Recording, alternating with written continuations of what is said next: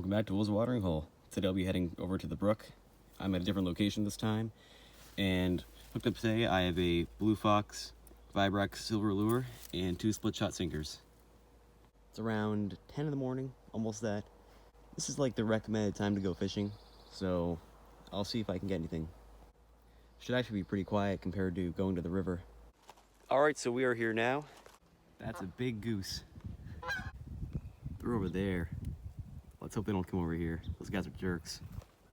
Unfortunately, I was dumb enough to forget the SD card for my camcorder, and also I was gonna go fishing yesterday evening, but figured I might as well just go here first before I do anything.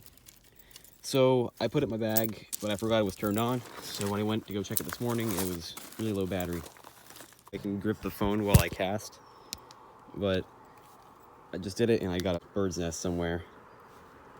It's somewhere in there. I noticed it. I don't actually think that this lure is... I don't think the water is fast enough for this lure to really start doing what it's supposed to. Because this little part right here, this little oval is supposed to spin around.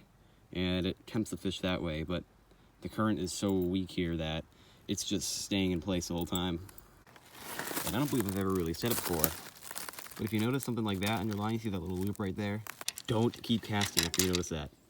You want to just sit down, unravel your line, and try to find where the source was. I've surprisingly not had a lot of these lately. Look at that. Actually quite funny because I haven't come across this in a long time. I'd usually be more angry once I get a bird's nest, but it's actually quite nice out here. It's like 50 degrees. So we're going to be rigging up some of these worms right here. These Zoom worms, I just got them recently. I tried them out a few times. I got a couple bites. Actually, if you saw my channel updates video, this whole cluster of hooks is what fell into the rocks. I had to pick all of them out. I've been casting up the worm a few times, just a little bit. Had to take care of that bird's nest a little while ago. There's another guy who came around here a little while ago and went over there. He was just here for like 5 minutes before he left. I don't know, that might be a bad sign. There's some action going on. See like the ripples in the water. There's some splashing up there. Actually, you know what? I'm gonna go cast over there because the geese were around there too, so.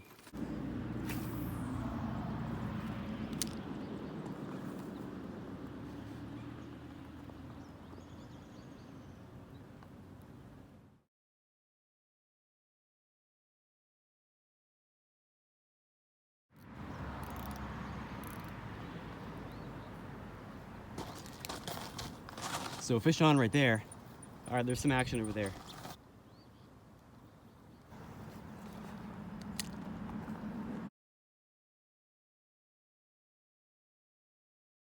Okay, I'm getting bites left and right over here. And I don't know if you guys saw it, but over there, a pretty big sized fish just splashed up upon the surface. So those geese were amazing indicators. Look at those guys over there.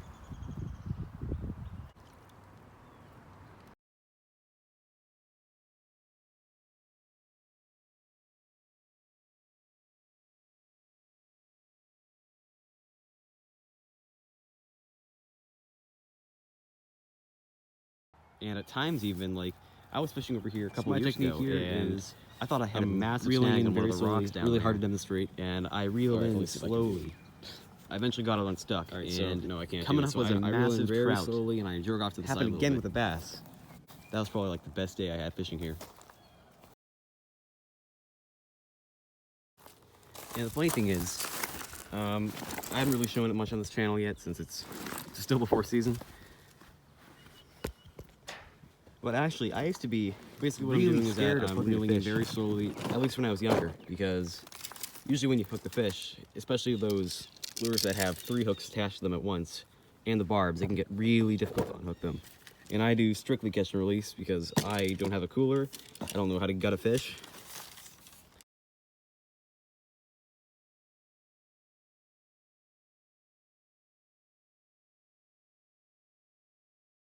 Like, I usually put him back in the water from having a difficult time removing the hooks. A Tupperware container here one time, a couple years back, and I filled it up with water. Just fish like largemouth bass aren't a big problem, but water from having a difficult time. Those tiny little sunfish or perch are a real pain. Because unfortunately, a lot of the lures I have like 3 barbed hooks which can be a real pain to get out. Hold, especially if it's like a really tiny small one. I mean, with sunfish, you got to worry about the spikes on top of them, because if you don't touch them just the right way, you might get stabbed. And the main reason why I'd be on top of that, some of them like fighting too. After you get them out of the water, they're jumping all around. Just the right way, you might get stabbed. I've got myself getting cuts a few times from them. People are just coming and going. There's like a big SUV that just came around there and they just left immediately. All right, so over here's an option. I heard a splash coming from over there. Don't know exactly where it was. Going over there is an option, but I could also head down there. A little overhang though, so I'm not sure.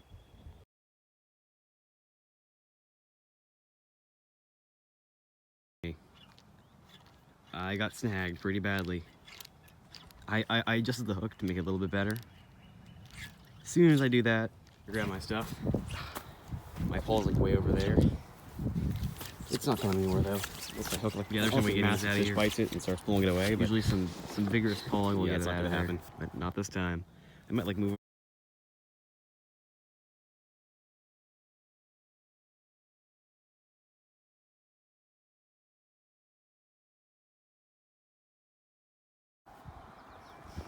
I have to go deep sea fishing as soon as this whole lockdown ends.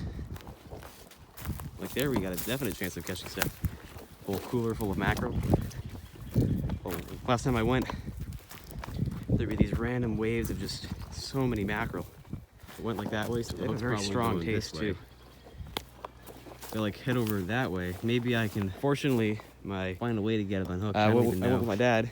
We forgot to bring a cooler. There wasn't a ton behind that loss. So we ended up having to give all. I don't want to lose it. Like 2 split shot sinkers, a hook, and that worm. Got plenty of slack on the line right now, so I'm gonna bring it down this way.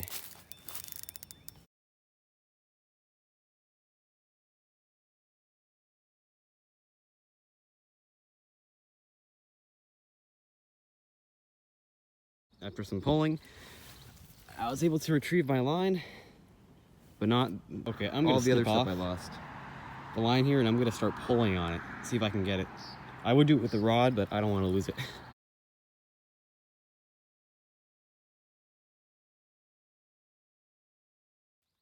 I do want to take the time and throw it down there so I know to get it later. I do want to go exploring along here a little bit.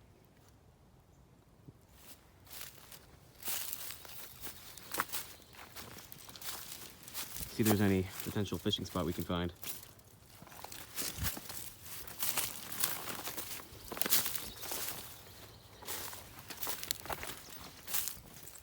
Along here looks pretty good. I mean, this brook goes a long ways. It gets, oh, that was a thorn bush.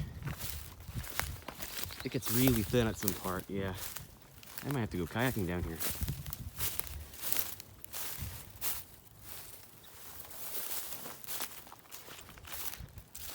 Oh, this is getting really muddy.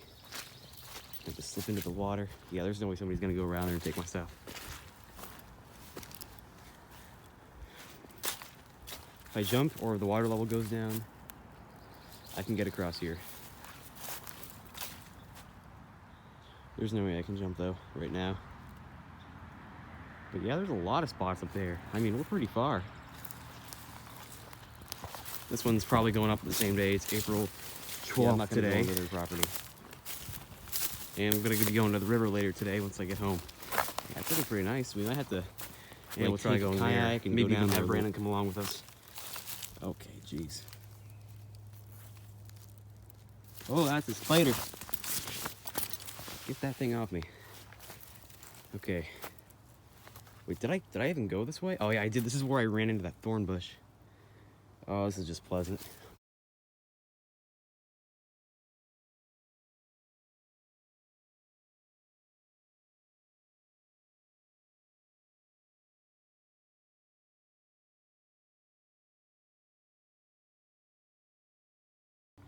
Maybe next time, since it's still a little early for fishing season, we might decide to go along somewhere, probably the pond, maybe, with our kayaks and try going there.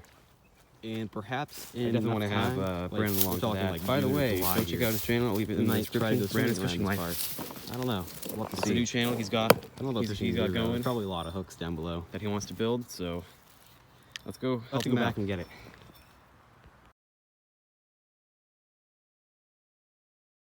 I've been looking up a ton of guides really.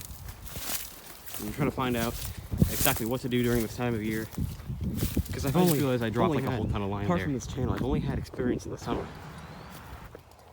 That's when I started, and I usually didn't. Like 2018 was when I really started to go fishing. Then like the next year, I just didn't do it. I took a break for a while.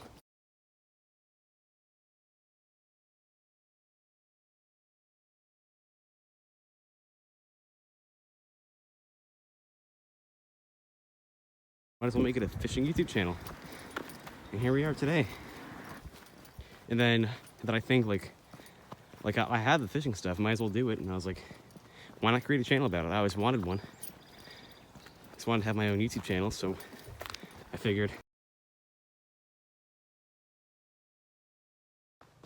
That's all for today.